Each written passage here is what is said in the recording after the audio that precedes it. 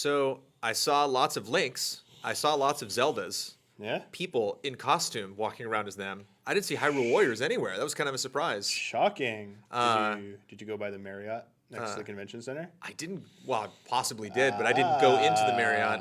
So Wait, okay. Wait, so the Hyatt's on one side. The Marriott is that on the other side? So Hilton. So if you're facing the convention center, the Hilton is to your far left by where Hall H is. Yeah. The Marriott is connected on the right hand. Oh, that's right. side. It's the one right in there. Yeah. So you on the show floor, you probably saw the Smash Brothers 3DS if you went by Nintendo's Yes. booth. Yeah. So you didn't see anything else. What Nintendo's done the last few years, which is really cool, is they rent out a ballroom in the Marriott, and you don't need a badge. You just show up, and they have all the games set up to play there for free. Totally missed that. And they do that.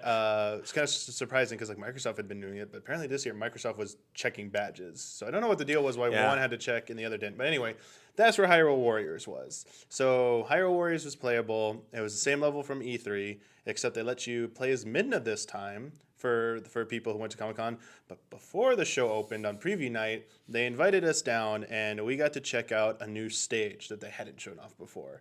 Now, a Japanese magazine, Weekly Famitsu, had already kind of posted about this stage that you were going to play as a Goron, as Rudo, and Sheik was apparently in the game. They were going to be in the game in some capacity, and you might play as them. And we're like, oh, that sounds cool. Can't wait to see that. So that night when we go, like, that's the stage we saw. They let us play as Darunia.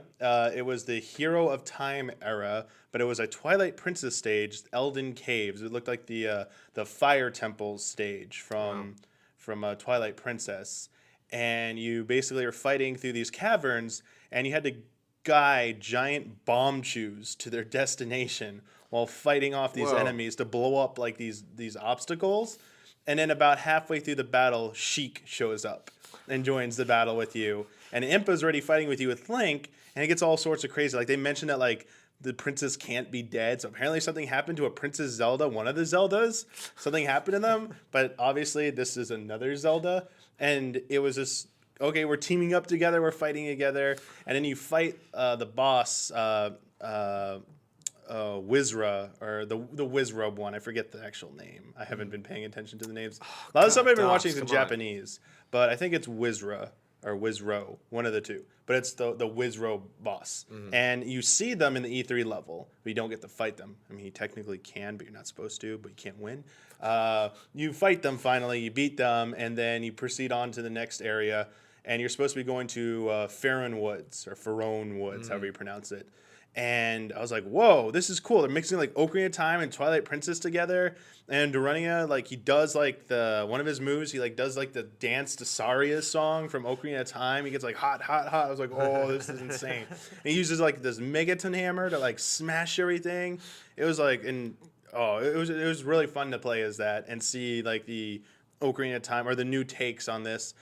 But I guess kind of for people wondering about like the story, it seems, if this wasn't clear, like the main villain is opening up time portals to the different eras in the Zelda timeline, and you're fighting like shortly after the events of a recent game. So this one you were fighting shortly after the events of Ocarina of Time. Apparently, like the Zelda from Hyrule of the Hero of Time era graciously decides to help out, these time traveling heroes. Like, oh crap, here we go. So, insanity. There's so much insanity in this game. I can't wait for it. Well, it's funny that the two games that they were showing off are Smash Brothers and Hyrule Warriors, because they both seem to just have the kitchen sink approach. Yes. It's like, let's just as much stuff as we possibly can. Oh, man. And do you feel, do we know when we're expecting this game? So it comes out September 24th or 25th or 26th. So not that much time. Here. Do you think we're going to get new stuff from now and then? Oh, yeah. There's still, even on the character select screen, there's still stuff we haven't, like, seen yet. They still haven't shown off. Like, I'm sure there's gonna be the Wind Waker area, and we haven't seen like that yet. Each time they show off a new trailer of a new era, they show the new costume. So we had like the Twilight Princess Link and Zelda costume, then the Skyward Sword Link and Zelda costume, then the Ocarina of Time Link and Zelda. So it's like, what's left? Twilight Princess. The Wind Waker. What if the Wind Waker? What if they have like a Phantom Hourglass map? Was that the one? No, Spirit Tracks. What if they have one where you can like get on the train and ride it around the map? Like, who knows? I mean, we've only seen the 3D. I mean, I don't know if they're only doing the 3D game eras, but if they go back to like the Zelda 1 era or a Link to the Past, I mean, who knows? but I have a feeling they might not go back to the older games. They might stick with just the 3D games for this, which means the Wind Waker is probably like the last one we haven't seen. But who knows? You know, Sequel. These games get long and huge, so who knows? So you were kind of surprised by this game. This game kind of blindsided you at E3. You kind of went in.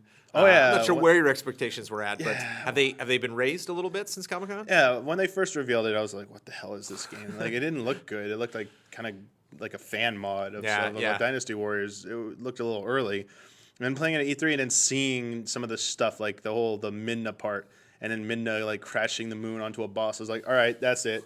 They like that's what we were saying on that. Thanks for playing. So we're like, just need to throw, as you said, anything the kids are saying, because this needs to be insanity, or otherwise it's gonna get boring. And that's what they're doing. It seems to just keep what crazy shenanigans could happen next. Oh, let's throw all these characters together and a whole bunch of enemies and have fun fighting them, and then like cool remix Zelda music. And if that wasn't enough, we're going over to the next thing where characters from this era are going to interact with this era. It's like, what's going on here? So, so how would you grade a game like this? Are you actually kind of getting into the story? Is it literally just is it silliness, or you said the villain? Do we know who's behind this? Yeah, they have names.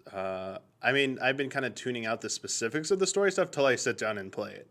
That's just like how I like to do Zelda games. But it's coming out over a month ahead in Japan, so we're gonna be importing that and playing that hopefully on day one. To check that out. So if having the Dynasty Warriors model wasn't repetitive enough, you're going to play through it one time and then have to play through the whole thing again. I guess because it's not a canon game, it's not officially part of the series, like the main timeline. Right. I'm not too like invested in like knowing the details ahead of time. Like I don't need to know who's who. I've seen all the character names. It just didn't sink in, and I'm just like whatever. I'll play it. I'll know the names then. Don't need to worry about it. It wasn't like the new Zelda game, like Zelda Wii U, where it'd be like any minute detail. Totally know that. Totally. I will spit it off for you like right now. But this game, like, it's just I see cool stuff. I'm like, oh, that looks awesome. I can't wait to play it. And I'll play it a lot, and like then I'll have it like all memorized. But just right now, it's just fun to watch. Like I don't think you need to obsess over it just yet. And we learned the most important lesson, which is Nintendo had their own separate space at Comic-Con, which I clearly missed. I was there for 4 days and never made it over there. Yeah, they were doing a lot of stuff there. So they had all the E3 games playable, pretty much, except for I already forgot the name of the cool shooting paintball game, Splatoon. Jeez, that's it, right? Splatoon, yes. Ian fact-checking for us. That wasn't there. So that was a little bit surprising. I thought they would definitely have that there. But they had most everything else. They had, like, Captain Toad's Treasure Trackers. You mentioned Smash Brothers, both 3DS, Wii U. They had Yoshi's Woolly World. And they had Bayonetta 2. They had a new part for us to play. Bayonetta is still great. What the new level wasn't terribly impressive. It was kind of felt short, over way too quickly. And I was like, They made us skip all the cutscenes, but the E3 demo was like way more impressive. So, but at this point, the game's coming out so soon, so it's like just get it to us. So TGS, probably next time we'll hear anything about Hyrule. No, you mean the new Zelda or Hyrule Warriors? Hyrule Warriors. Hyrule Warriors will be out before Tokyo Game Show. Okay. It'll be out. It comes out August 14th in Japan. So I think 13th is when we could download it here on our Japanese Wii U. Then it comes out end of September, but it'll already be out in Japan there. If you're talking about Zelda Wii U, no idea. But Nintendo traditionally doesn't do anything at TGS. But that is not to they don't go. I mean, they don't actually attend. But who's to say they won't do a Nintendo So Direct? The next time Mike Damiani is getting in front of a camera to talk about Hyrule Warriors, you will have actually played it. You will have the final game. Very likely. I mean, yeah, I've played the finished version. It being in Japanese, is that going to stop you? Are there any? No, because I said I don't need this. The Dynasty Warriors games are self-explanatory. You don't really need to know the story of what's going on, and you can kind of get the gist of it. That it should say enough about, hey, I'm gonna replay it in a month to actually fully understand the story, because this isn't a canon Zelda game. But even if it was, I would still be trying to play through it early. But I'd probably have one of my friends with me what does it say? What does it say? What does it say? I got to know right now. Tell me what this says. If they open up some huge, profound, timeline-breaking story concept that just illuminates the clouds timeline, is your mind just going to explode? It's because they said it's not canon. I don't think I will.